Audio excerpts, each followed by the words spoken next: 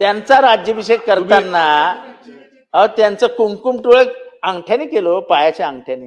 यांना पहिले निलंबन करा अध्यक्ष महोदय इथून, नाहीतर अध्यक्ष महोदय उद्या हे काही बोलत जातील आणि इथे काय छत्रपती शिवाजी महाराजांबद्दल बोललेत अध्यक्ष महोदय.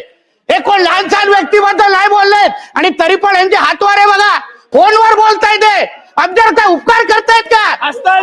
एवढं बोलायचं ना, जाऊन बोला त्या टिपे आणि औरंगाबादबद्दल जाऊन. आम्ही काय बोलणार?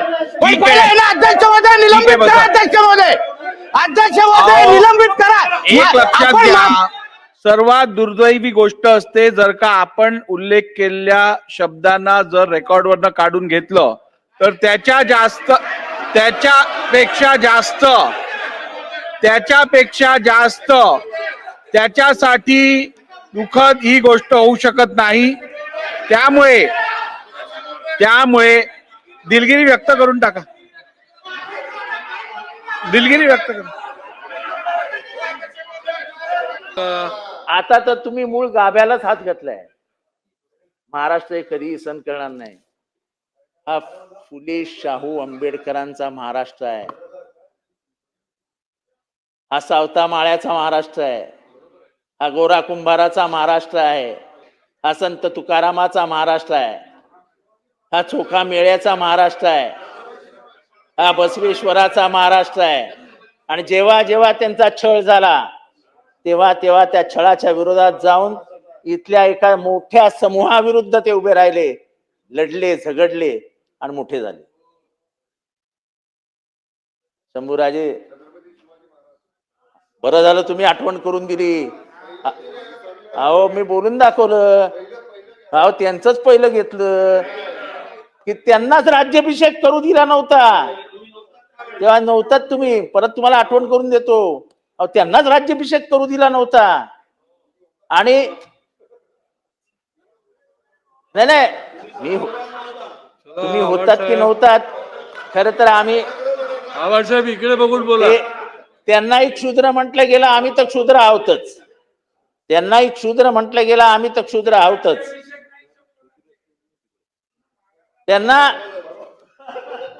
त्यांचा राज्याभिषेक करताना त्यांचं कुंकुम टिळक अंगठ्याने केलं, पायाच्या अंगठ्याने. लिहिलंय, पुस्तकात वाचा.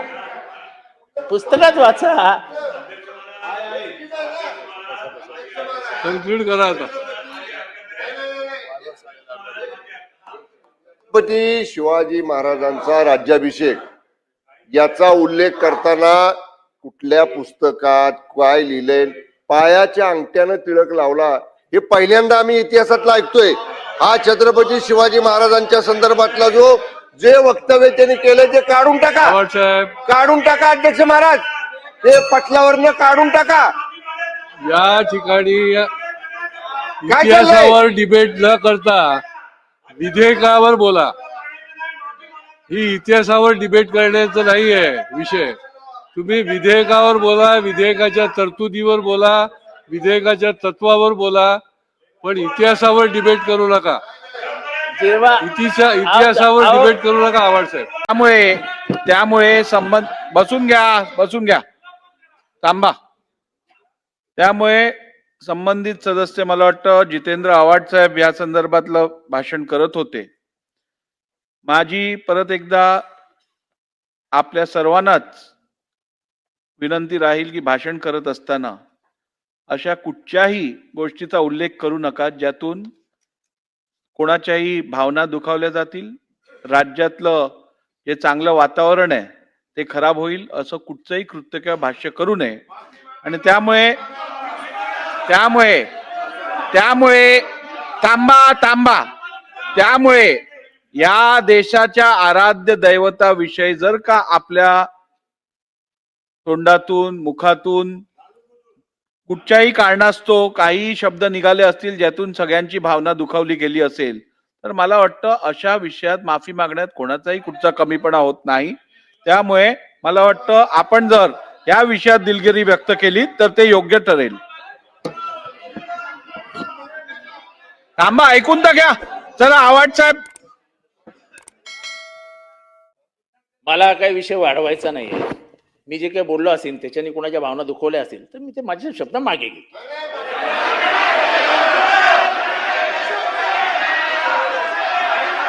ठीक आहे, ठीक आहे. हे बघा, या सभागृहात कामकाज करत असताना कोणत्याही सदस्यासाठी सर्वात दुर्दैवी गोष्ट असते जर का आपण उल्लेख केलेल्या शब्दांना जर रेकॉर्डवरनं काढून घेतलं तर त्याच्यापेक्षा जास्त त्याच्यासाठी दुःखद ही गोष्ट होऊ शकत नाही. त्यामुळे दिलगिरी व्यक्त करून टाका, दिलगिरी व्यक्त करा.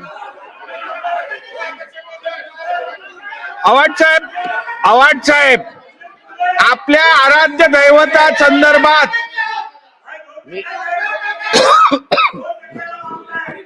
ओ रईस शेख तुम्ही बसा. चला साहेब,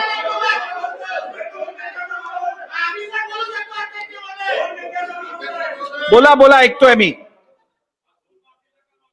अध्यक्ष महोदय, मी जे दाखले देत होतो त्या दाखल्यामध्ये ऐकून तर घ्या. बोला. एक मिनिट ऐकून घ्या. 1 मिनिट ऐकून घ्या. हा. थांबा जरा नारायणराव, थांबा. चला आवाज साहेब लवकर. ठीक आहे. सन्माननीय सदस्य जितेंद्र आव्हाड यांनी आता भाषण करत असताना जे उल्लेख केला, जो छत्रपती शिवाजी महाराजांसंदर्भातला उल्लेख केला, त्या संदर्भात मी त्यांना या सभागृहाची दिलगिरी व्यक्त करण्यासंदर्भात निर्देश देतो. आपण कृपया सभागृहाची दिलगिरी व्यक्त करून माफी मागावी. माझ्या शब्दाने जर कोणाची मन दुख. 1 मिनिट ऐकून तर घ्या. हे बघा ऐकून घ्या. या चेअरवरनं मी निर्देश दिलेले असतील, अध्यक्षांनी निर्देश दिलेले असतील तर प्रत्येक सदस्य त्याचं पालन करतो याची मला खात्री आहे. त्यामुळे मला संपूर्ण खात्री आहे की 1 मिनिट थांबून घ्या.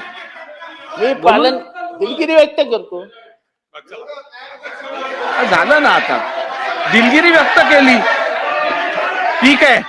सन्मान्य सदस्य जितेंद्र आव्हाड यांनी सभागृहाची दिलगिरी व्यक्त केलेली आहे आणि त्यांनी केलेलं वक्तव्य हे मी रेकॉर्ड वरनं काढत आहे. बसा अध्यक्ष महोदय, आता बसून घ्या. असं नाही असं काय करताय, बसून घ्या. अध्यक्ष महोदय, आज या ठिकाणी 1 मिनिट या बिलावर जितेंद्र आव्हाड भाषण करीत असताना त्यांनी संपूर्ण महाराष्ट्राला आणि संपूर्ण देशाला आपलं सर्वांचं जे दैवत आहे छत्रपती शिवाजी महाराजांच्या संदर्भामध्ये अतिशय निंदनीय शब्दांचा त्यांनी त्या ठिकाणी उल्लेख केलेला आहे. अध्यक्ष महोदय, या देशामध्ये छत्रपती शिवाजी महाराजांच्या पेक्षा कोणीही मोठं होऊ शकत नाही. आणि अध्यक्ष महोदय, आपण या ठिकाणी सूचना केल्याच्या नंतर सुद्धा त्यांना संधी मिळाली होती की संपूर्ण महाराष्ट्राची आणि देशाची छत्रपती शिवाजी महाराजांच्या माफी मागण्याची त्यांना संधी मिळाली होती. तरी पण अध्यक्ष महोदय, त्यांनी त्या संधीला पण ठोकारलाय. तुम्हाला निर्देश द्यावे लागले. अध्यक्ष महोदय, हे बिलकुल महाराष्ट्र सहन करून घेणार नाही. अध्यक्ष महोदय, तुम्ही माफी मागायला सांगितले अध्यक्ष महोदय, तरी पण हातवारे करणं आणि आमच्यावर उपकार करतात असे जे काय ते दाखवतायत अध्यक्ष महोदय. उद्या काय हे लोकांना कोणाच्या त्या औरंगजेबाला खुश करण्यासाठी, त्या टिप्याला खुश करण्यासाठी हे कार्यक्रम करतायत का? मग अध्यक्ष महोदय आपल्याला मी विनंती करतो, अध्यक्ष महोदय यांना पहिले निलंबन करा अध्यक्ष महोदय इथून, नाहीतर अध्यक्ष महोदय उद्या हे काही बोलत जातील आणि इथे काय छत्रपती शिवाजी महाराजांबद्दल बोललेत अध्यक्ष महोदय. हे कोण लहान सहान व्यक्तीबद्दल नाही बोललेत आणि तरी पण यांचे हातवारे बघा, फोनवर बोलताय ते. अब्जर काय उपकार करतायत का? एवढं बोलायचं ना, जाऊन बोला ना त्या टिपे आणि औरंगाबादबद्दल. जाऊन आम्ही काय बोलणार? पण पहिले ना अध्यक्ष महोदय निलंबित करा, अध्यक्ष महोदय, अध्यक्ष महोदय निलंबित करा. एक लक्षात घ्या अध्यक्ष महोदय, हे असं हे काय प्रकार अध्यक्ष महोदय? ही पद्धत आहे माफी मागायची छत्रपती शिवाजी महाराजांबद्दल. हे अपमान तुम्ही सहन करणार अध्यक्ष महोदय. बसून घ्या, बसून घ्या. अध्यक्ष महोदय बघा तुम्ही यांच्या हातवारे बघा. एक लक्षात घ्या, या सभागृहात एखाद्या विषयावरती मी निर्देश दिल्यानंतर त्या निर्देशाचं पालन झाल्यानंतर त्यांनी दिलगिरी व्यक्त केलेली आहे, त्यांनी सभागृहाची माफी मागितलेली आहे.